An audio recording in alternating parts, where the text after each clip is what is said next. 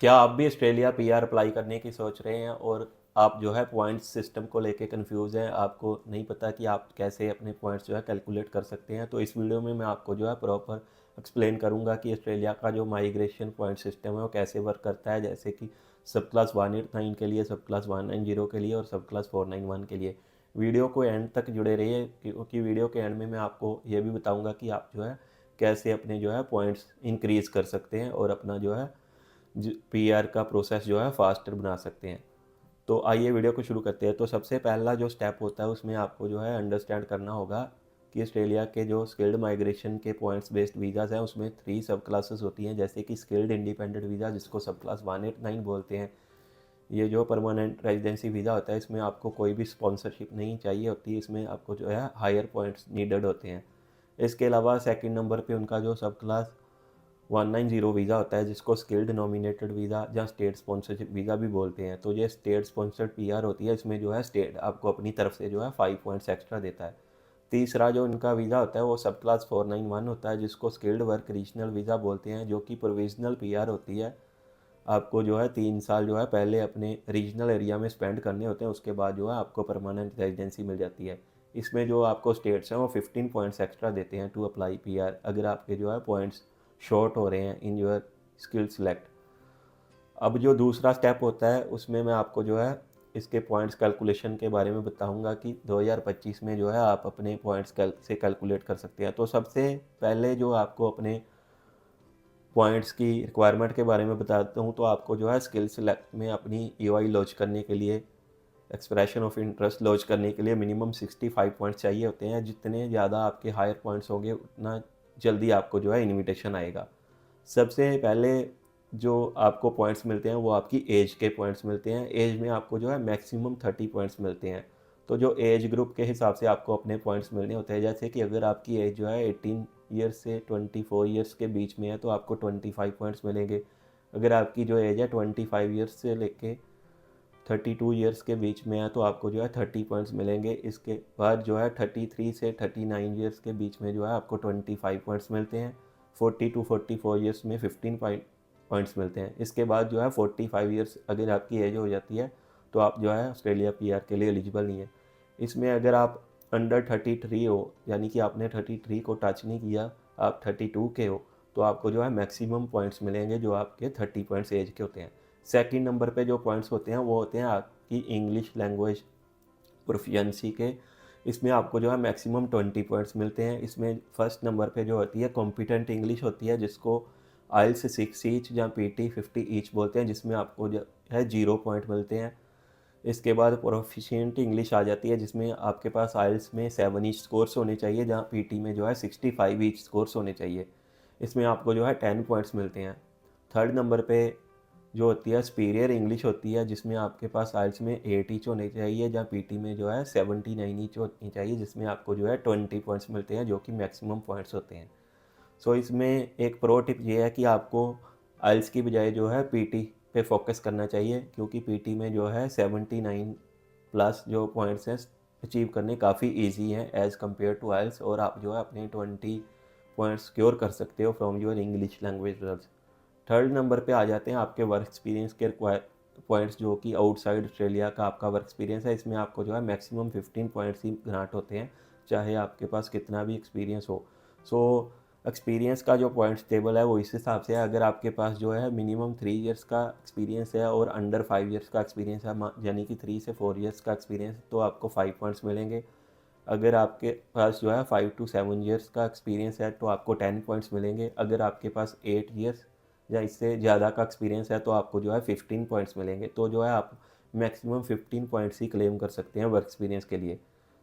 So then चौथे number पे जो पॉइंट्स आ जाते हैं वो ऑस्ट्रेलियन वर्क एक्सपीरियंस के आ जाते हैं। अगर आप ऑस्ट्रेलिया के अंदर से अपनी पीआर अप्लाई कर रहे हैं और आपके पास इनसाइड ऑस्ट्रेलिया से भी वर्क एक्सपीरियंस है तो आप मैक्सिमम 20 पॉइंट्स एक्सपीरियंस के क्लेम कर सकते हैं, जिसमें 1 से 2 साल का वर्क एक्सपीरियंस जो है 5 पॉइंट्स का मिलते हैं आपको।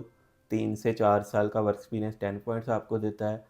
5 to 7 ईयर्स के 15 पॉइंट्स होते हैं और 8+ ईयर्स के जो है 20 पॉइंट्स होते हैं।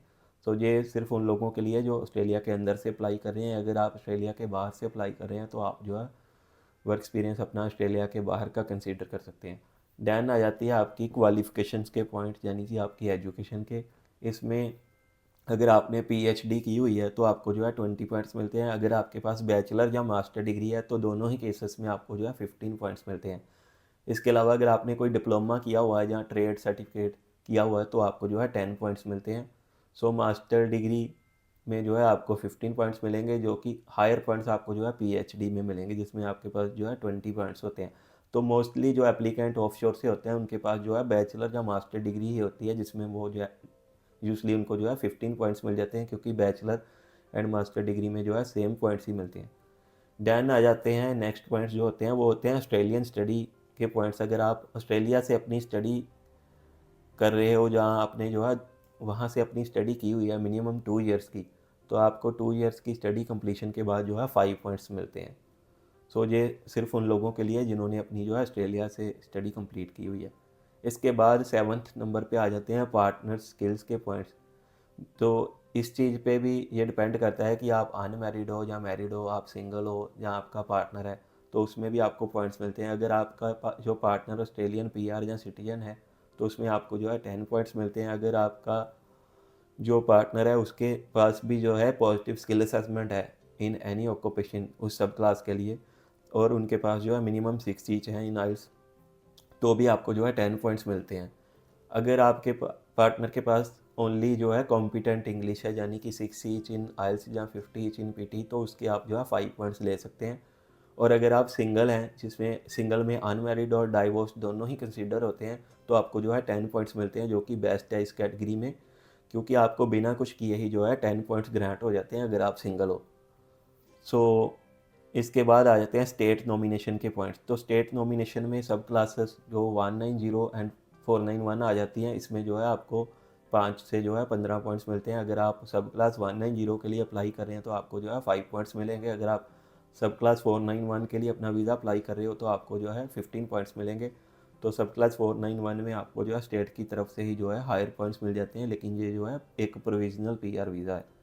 इसके बाद आ जाते हैं नाटी या प्रोफेशनल ईयर के पॉइंट्स। तो अगर आप जो है नाटी सीसीएल का एग्ज़ाम, जो कि नाटी क्रेडेंशियल एग्जामिनेशन होता है, उसमें अपना टेस्ट क्लियर कर लेते हो तो उसके भी आपको जो है 5 पॉइंट्स मिलते हैं। इसके अलावा प्रोफेशनल ईयर, ये सिर्फ आईटी या अकाउंटिंग वाले स्टूडेंट्स के लिए होता है या ऑक्यूपेशंस के लिए होता है, उसमें भी आपको जो है 5 पॉइंट्स मिलते हैं, जो कि ऑन शोर से अप्लाई कर रहे हैं। अगर आप ऑस्ट्रेलिया के बाहर से अप्लाई कर रहे हो तो आप जो है स्टिल नाटी का टेस्ट क्लियर करके जो है अपने 5 पॉइंट्स ले सकते हैं।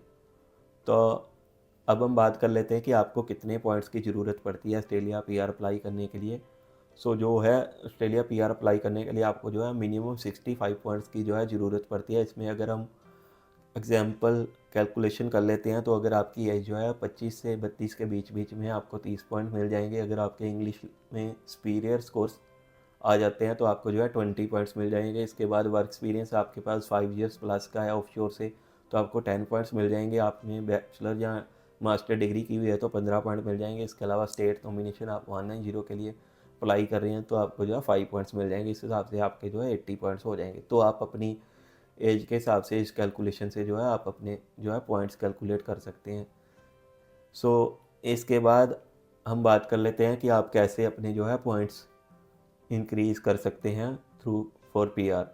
सो सबसे पहले तो आपको जो है आइल्स की जगह पीटी पे फोकस करना है। पीटी में जो है पॉइंट्स लेने काफ़ी इजी हैं, 20 पॉइंट्स जो है आपको इजीली मिल जाते हैं।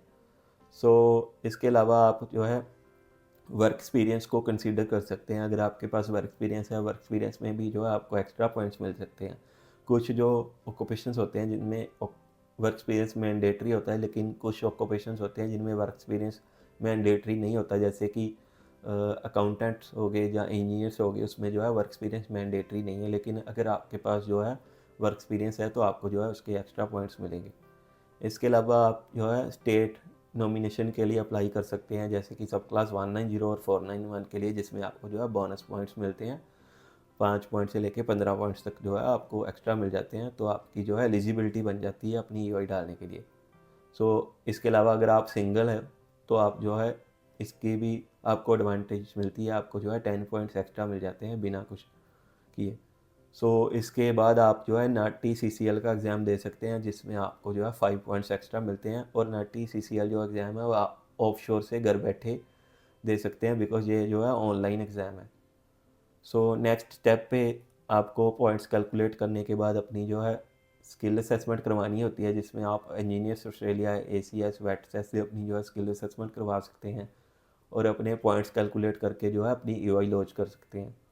इसके बाद EOI लॉन्च करने के बाद आपको अपना जो है इनविटेशन की वेट करनी होती है। जिनके हायर पॉइंट्स होते हैं उनको जो है जल्दी इनविटेशन आता है।